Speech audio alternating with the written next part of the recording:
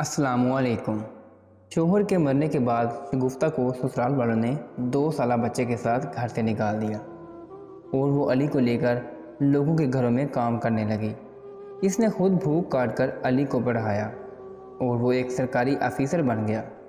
और शगुफ्ता की हालत वैसी की वैसी थी। एक दिन अली को ऑफिस में एक लड़की पसंद आ गई और यूँ इसका रिश्ता तय हो गया। शादी वाला दिन था। शगुफ्ता बहू के साथ स्टेज पर बैठी थी कि इसने अली से कहा कि अपनी अम्मा को स्टेज से नीचे उतार लें, मेरी बेइज्जती हो रही है।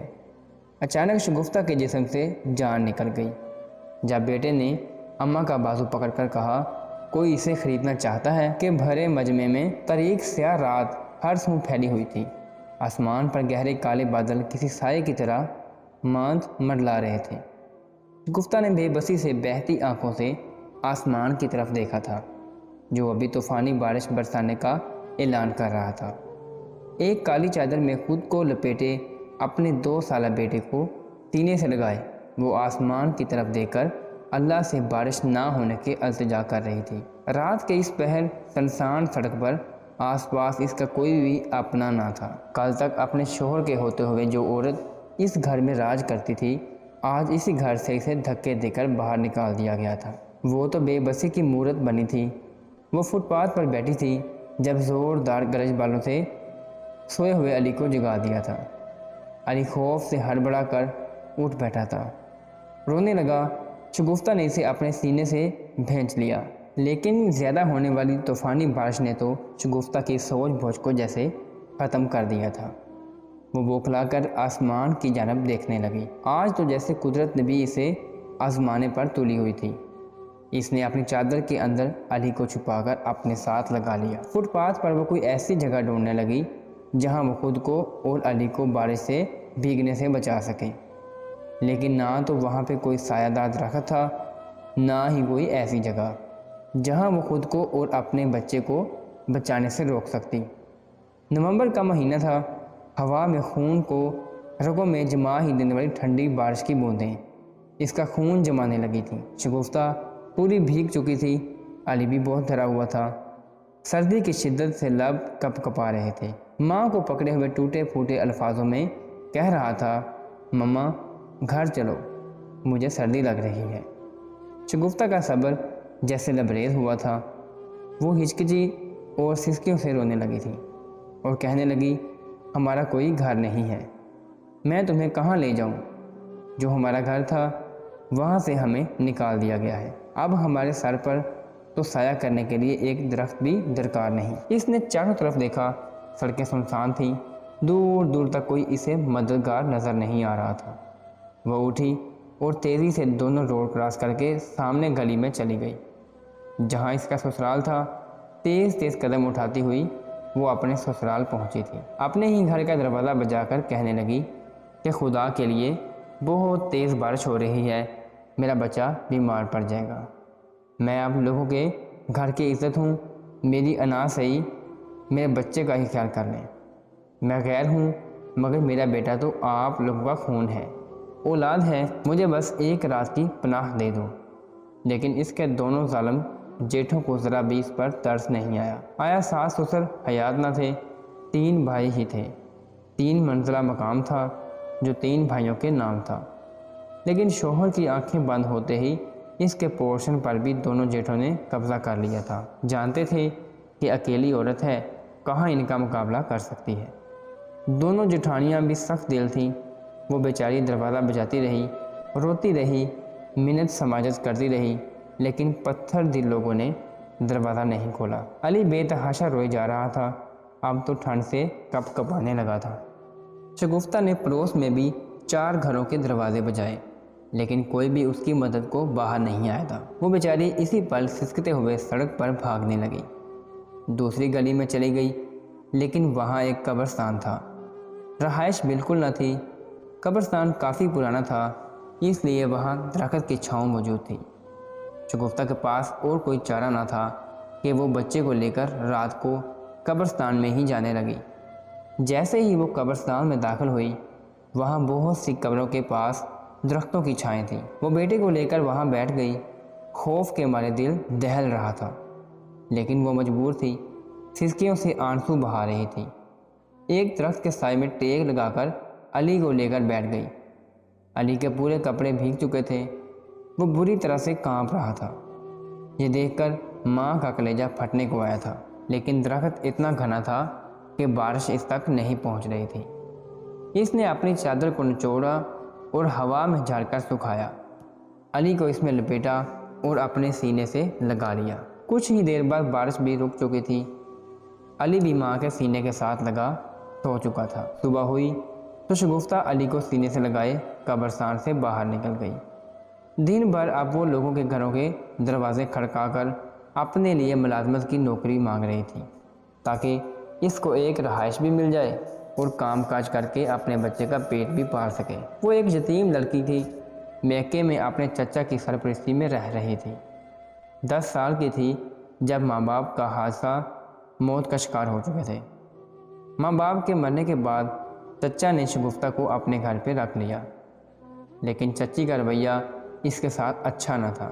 نہ اسے تعلیم دلوائی تھی اور نہ ہی کوئی ہنر سکھایا تھا، بس گھر کے کام کرواتی رہتی تھی۔ شگفتہ خوبصورت تھی، اس لیے ایک اچھی جگہ اس کا رشتہ طے ہو گیا۔ حالانکہ چچی اپنے مشہور بھائی سے اس کی شادی کرنا چاہتی تھی، لیکن چچا شگفتہ کے ساتھ مخلص تھا، اس لیے اس کی شادی ارشد سے کر دی۔ ارشد بہت اچھا نوجوان تھا، شگفتہ سے محبت بھی کرتا تھا، اس کا خیال بھی رکھتا تھا۔ گھر میں کسی چیز کی کوئی کمی نہ تھی، بہت زیادہ عیش و عشرت نہیں تھی تو تنگی بھی نہ تھی۔ شگفتہ کا وقت بہت اچھا گزر رہا تھا کہ ایک بار روڈ کراس کرتے ہوئے ارشد کا ایکسیڈنٹ ہو گیا اور وہ موقع پر ہی جان بحق ہو گیا۔ ارشد کے جاتے ہی شگفتہ کی زندگی آزمائشوں کی نظر ہو چکی تھی۔ شگفتہ اپنی دونوں جٹھانیوں میں زیادہ خوبصورت تھی، اس لیے جٹھانیوں کو لگا کہ اگر یہ گھر میں رہی تو ہمارے شوہروں کو کہیں ہم سے دور نہ کر دے، کہیں خدا نخواستہ ان کے شوہر بیوہ خوبصورت شگفتہ کو دیکھ کر اس سے نکاح ہی نہ کر لیں۔ اس لیے اپنے شوہروں کو بھڑکا کر گھر سے نکلوا دیا کہ یہ ہمارے گھر پر قبضہ کر لے گی اور اس کے بچے کو بھی ہمیں ہی پالنا پڑے گا، بھلا اس مہنگائی میں کیسا گزارا ہوگا، وغیرہ وغیرہ۔ وہ سبھی صفاق دلی میں کسی سے کم نہ تھی۔ آنکھوں پر لالچ کی پٹی باندھ کہنے لگی، اگر اس عورت کو گھر سے نکال دیں تو گھر کی ایک منزل کے مالک بن جائیں گے۔ اس لیے انہوں نے اسی پل شگفتہ کو مار کر گھر سے نکال دیا تھا۔ 2 دن سے شگفتہ بھوکی پیاسی اپنے لیے ملازمت ڈھونڈ رہی تھی، لیکن کوئی بھی اسے نوکری پر رکھنے کو تیار نہ تھا۔ بھوکی پیاسی وہ ایک بار سامنے پھل والے ٹھیلے کے پاس چلی گئی۔ علی بے تحاشا رو رہا تھا، بھوک کے مارے علی اب نڈھال سا ہونے لگا تھا۔ شگفتہ کی جان پر ہی تو بن گئی تھی۔ اس نے پھل والے سے کہا کہ اپنے پھل میں موجود خراب پھل ہی مجھے دے، اللہ کے واسطے دے دو تاکہ میں اپنے بچے کا پیٹ بھر سکوں۔ لیکن پھل والے نے اسے دھتکار دیا، اس کی آنکھوں سے آنسو بہنے لگے۔ اسی وقت ایک گاڑی اس کے پاس آ کر کھڑی ہوئی۔ گاڑی کا شیشہ کھلا تو ایک 50 سالہ خاتون اس میں بیٹھی تھی۔ اس نے اپنے پرس سے 100 روپے نکال کر اسے دے دیے اور کہنے لگی کہ اپنے بچے کے لیے کچھ خرید لو۔ عورت کب سے شگفتہ کو ہی دیکھ رہی تھی کہ وہ اپنے بچے کو بچانے کے لیے لوگوں کی منت سماجت کر رہی تھی۔ خدا ترسی میں اس عورت نے اسے 100 روپے دیا۔ شگفتہ کہنے لگی کہ اسے پیسے نہیں چاہیے، نوکری چاہیے۔ وہ کافی خدا ترس قسم کی خاتون تھی۔ اس نے اسے گاڑی میں بٹھایا اور اپنے گھر لے گئی۔ گھر کیا، اس کا تو ایک بنگلہ تھا۔ کافی امیر خاتون تھی، لیکن اس کے گھروں پہ بھی بہوؤں کا راج تھا۔ خود تو بہت ہمدرد قسم کی خاتون تھی، لیکن بہویں بہت سخت دل تھیں۔ انہوں نے شگفتہ کو اپنی ساس کے ساتھ دیکھا تو کہنے لگی، اے بھڑیا، یہ تو اپنے ساتھ کسے لے آئی ہے؟ وہ کہنے لگی کہ اسے میں نے اپنے کاموں کے لیے رکھا ہے، کیونکہ مجھے تو یہاں کوئی بھی نہیں پوچھتا۔ اس سے پہلے کہ بہویں کچھ کہتی، دونوں بیٹوں نے کہا کہ ٹھیک ہے، اس عورت کو آپ اپنے کاموں کے لیے رکھ لیں تاکہ روز روز کا یہ جھگڑا ہی ختم ہو۔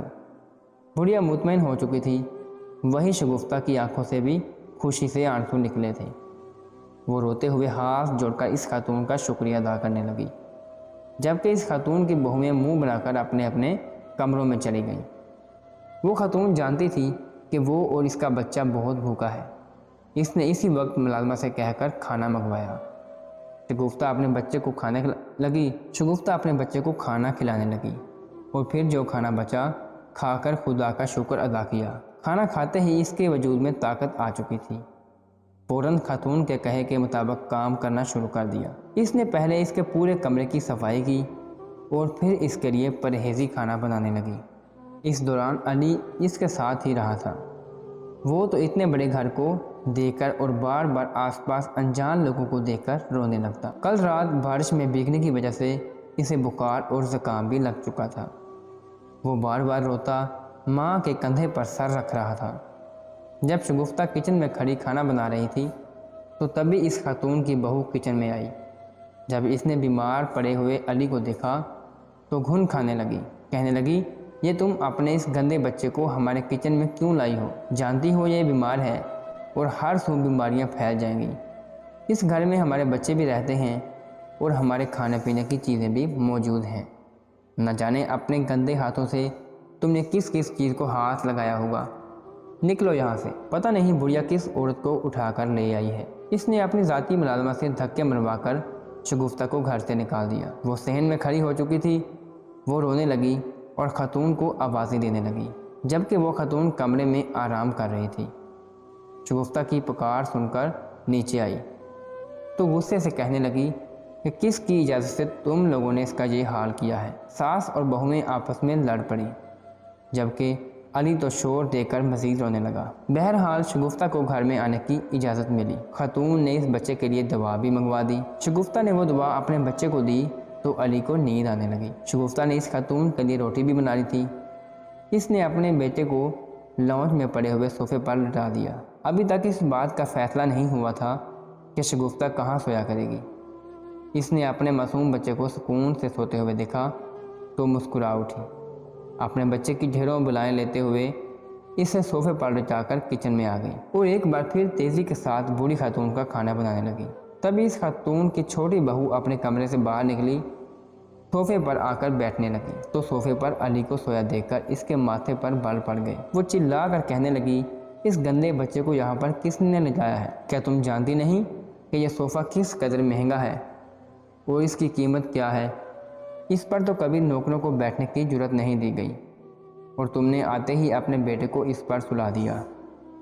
شگفتہ نے ایک بار پھر جب طوفان سر اٹھاتے ہوئے دیکھا تو بھاگ کر آئی اور ہاتھ جوڑ کر اسے معافی مانگنے لگی، کہنے لگی کہ میرا بیٹا سو گیا تھا اس لیے میں نے جہاں لٹا دیا۔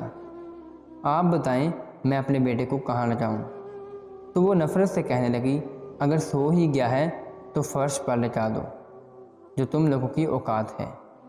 ہمارے صوفے کو کیوں گندا کر رہی ہو؟ اس نے ملازمہ کو بلایا اور کہنے لگی، یہ صوفہ لے جاؤ اور کباڑ میں دے آؤ، کل یہاں پر مجھے نیا صوفہ نظر آنا چاہیے، یہ تو اب خراب ہو چکا ہے۔ شگفتہ کے کلیجے کو ٹھیس پہنچی تھی۔ یقین ہی نہیں آ رہا تھا کہ کوئی اس حد تک بھی پتھر دل ہو سکتا ہے۔ اس نے فوراً اپنے بچے کو اٹھا کر سینے سے لگا لیا اور مجبوراً اسے کچن میں ہی ایک کونے پر فرش پر لٹا دیا۔ وہ کام بھی کر رہی تھی اور اپنے معصوم بچے کو فرش پر سویا دیکھ کر رو بھی رہی تھی۔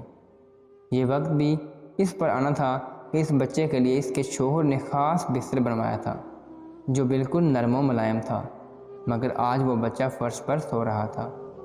دھیرے دھیرے شگفتہ کو ان سب باتوں کی عادت ہونے لگی۔ خاتون نے اس کے لیے ایک عدد کمرہ خالی کرا دیا جس پر زمین پر بستر لگے ہوئے تھے اور شگفتہ اپنے بچے کے ساتھ وہیں رہنے لگی۔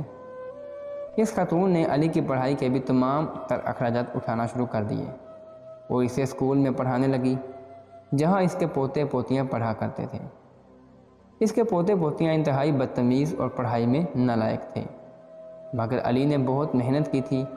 وہ جب سب کے تانے اور باتیں سنتا مگر اس کی ماں کا سر پھر بھی سب کے سامنے جھکا ہوتا اور ماں کو اس کی ہر خواہش اپنا پیٹ کاٹ کر پوری کرتے دیکھتا تو وہ اندر ہی اندر گھٹ کر رونے لگتا۔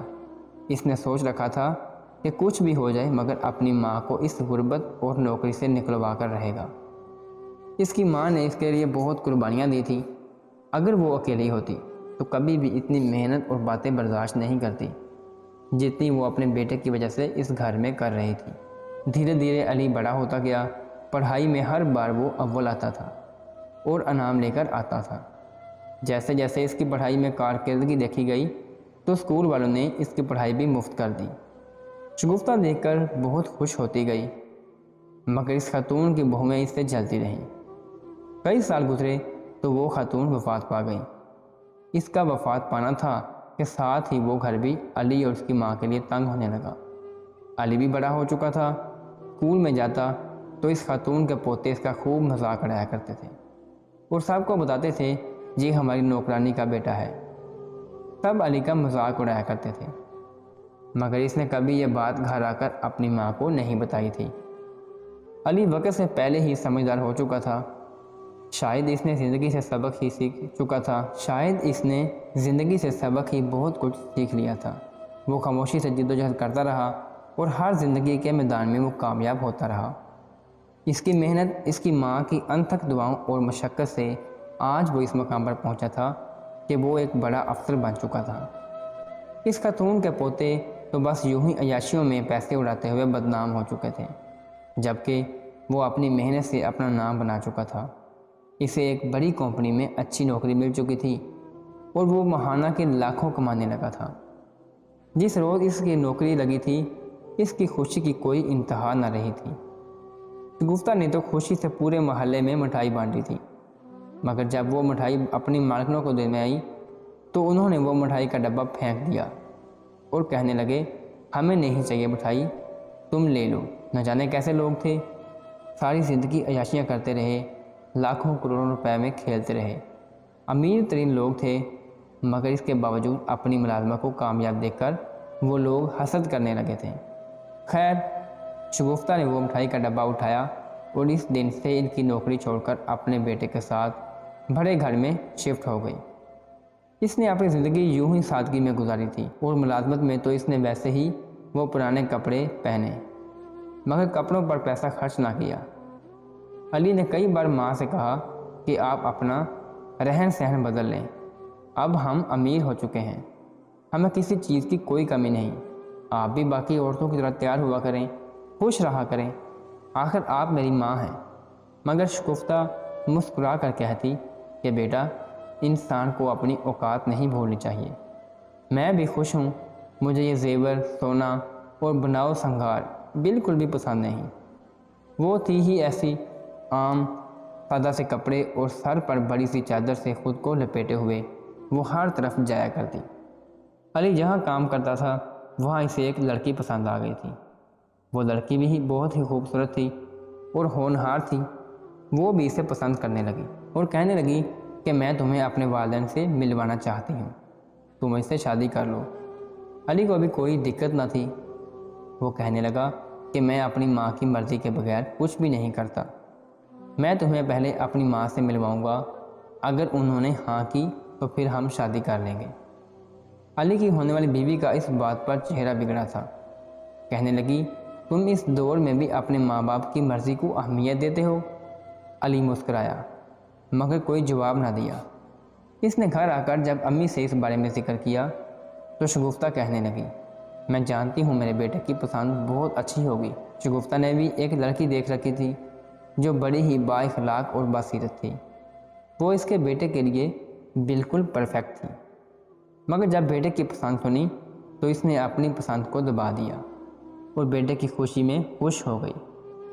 جب لڑکی کے گھر والے علی کے ہاں آئے تو اس کا گھر اور بینک بیلنس دیکھ کر کافی خوش ہوئے کیونکہ بیٹی گھر میں راج کرے گی، مگر جب وہ شگفتہ سے ملے تو انہیں کافی الجھن سی ہوئی تھی کیونکہ اس لڑکی کے ماں باپ تو بالکل آج کے دور میں ماں باپ جیسے تھے، نہ ہی لڑکی کی ماں کے گلے میں دوپٹہ تھا، یوں ہی سونے اور ہیرے کے زیورات سے لدی ہوئی، بال کھولے ہوئے اور منہ پر میک اپ کی پرتیں تھیں۔ وہ اپنے دیور اور شوہر کے ساتھ آئی تھی اور بے پردہ ان کے سامنے بیٹھی تھی، جبکہ علی کی ماں نے جب انہیں دیکھا تو فوراً اپنے دوپٹے کو سر پر باندھ لیا، اس کا ایک بال بھی باہر نظر نہیں آ رہا تھا۔ وہ نظریں جھکا کر ان کے سامنے آئی اور آ کر بیٹھ گئی۔ ان لوگوں نے جب اس کی ماں کو دیکھا تو بڑبڑانے لگے، کہنے لگے یہ ماں کم اور کام کرنے والی ماسی زیبا لگ رہی ہے۔ علی بھی اس لڑکی کی محبت میں پوری طرح گرفتار ہو چکا تھا۔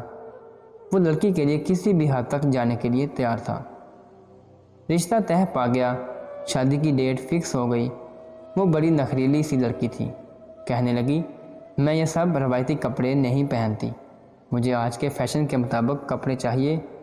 وہ شگفتہ کے کپڑے وہی چھوڑ کر اپنی مرضی کے سوٹ لے کر آ گئی۔ علی کی ماں خاموش ہو گئی، کچھ نہ بولی، بیٹے کی خوشی میں ہی خوش تھی۔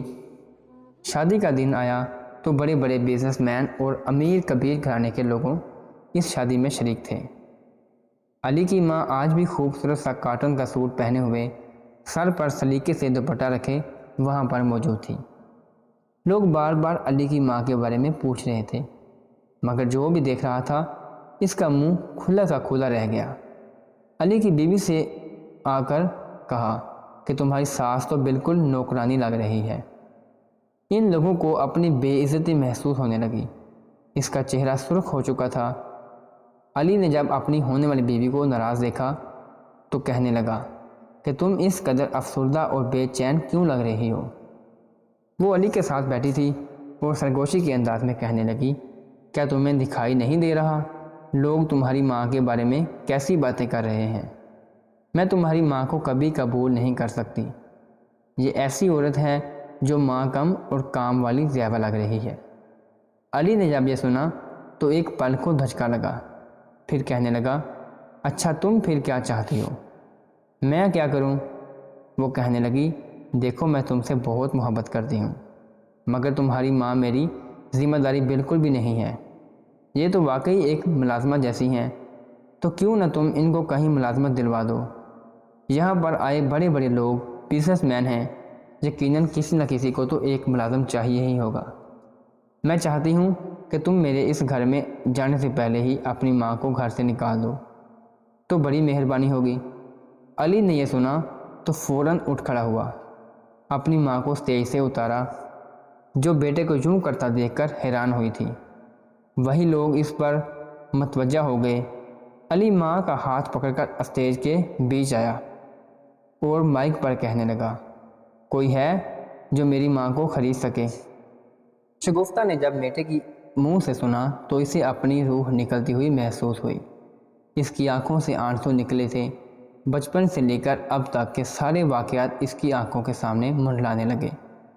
کیا یہ اس کا بیٹا علی تھا جس کی خاطر اس نے اپنی زندگی کو موت سے بھی بدتر بنا دیا تھا؟ سبھی لوگ علی کی جانب دیکھنے لگے۔ کوئی کہہ رہا تھا کہ میں تمہیں اتنے لاکھ دوں گا، تو کوئی کہہ رہا تھا میں تمہیں اتنے لاکھ۔ مگر علی کے چہرے پر مسکراہٹ آئی اور کہنے لگا، میں جس لڑکی سے شادی کرنے جا رہا تھا یہ مجھے کہہ رہی ہے کہ میں اپنی ماں کو چھوڑ دوں کیونکہ وہ میری ماں کے ساتھ گزارا نہیں کرنا چاہتی۔ لیکن حقیقت تو یہ ہے کہ میں اس محبت پر لعنت بھیجتا ہوں جو مجھے میری ماں سے الگ کر رہی ہے۔ یہ لڑکی مجھ سے محبت کرتی ہے جو مجھے میری ماں کو چھوڑنے کا مشورہ دے رہی ہے۔ میں تو اس لڑکی کو ہی چھوڑتا ہوں جو شادی سے پہلے ہی مجھے ایسے مشورے دے رہی ہے، تو آگے جا کر وہ نہ جانے میری زندگی میں کیا کیا کرے گی۔ میں اس ماں کو چھوڑ دوں جس نے مجھے آج اس مقام تک پہنچایا کہ آج میں اس شہر کے امیر ترین لوگوں کے ساتھ کھڑا ہوں۔ اگر یہ ماں چاہتی تو مجھے ان پڑھ گوار بنا کر سڑکوں پر بھیک مانگنے کے لیے بھی بھیج سکتی تھی، مجھ سے مزدوری کروا سکتی تھی، اور میں اس عالی شان میرج ہال میں کہیں کسی کو کولڈ ڈرنک سرو کر رہا ہوتا، یا پھر باہر سڑک کنارے ٹھیلا لگا کر کھڑا ہوتا، اور آپ جیسے امیر لوگ حقارت سے مجھے دیکھ کر آگے بڑھ جاتے۔ لیکن یہ سب میری ماں کی محنت اور دعاؤں کا نتیجہ ہے جو آج میں یہاں پر کھڑا ہوں۔ علی اسٹیج سے اترا اور ایک حقارت بری نظر دلہن بنی بیٹھی لڑکی پر ڈال کر ماں کا ہاتھ پکڑے ہوئے وہاں سے چلا گیا۔